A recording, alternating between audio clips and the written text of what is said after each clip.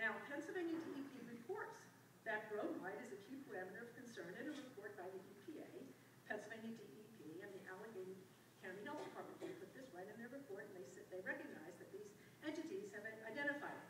The danger is that bromides form brominate, discharge byproducts, brominated discharge byproducts, which pose a significant human health risk, and that those in turn increase fluorinated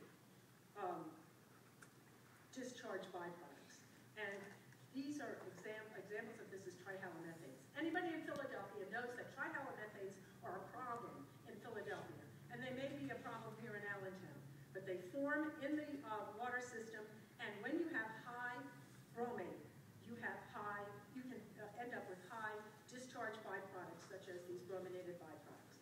Okay, I'll wrap it up. This is a water purveyor's nightmare.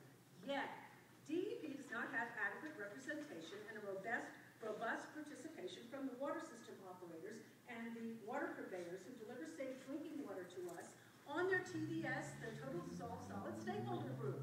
They're just not there. Or if they're there, they're quiet. It's basically the gas and oil industry, the coal industry, are the folks that run that TDS stakeholders group and that are shaping how wastewater is going to be treated from gas drilling here in Pennsylvania. This is a sin.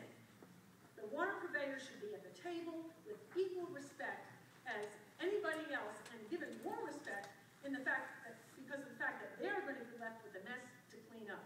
They have to treat water to drinking water standards. They care about delivering safe water to their constituents, to us.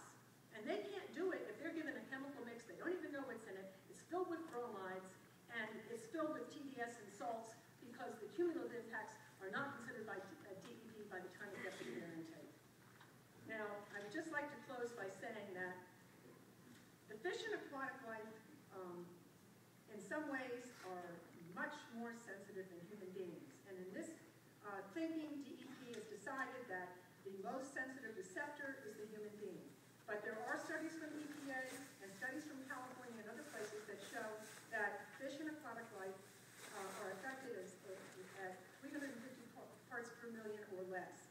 So I think in order for us to truly say that we're going to be issuing a rule that's protective of aquatic life, which DEP has the nerve to say in this document, we have to put standards in place that protect them as well. And I'd like to repeat where I started.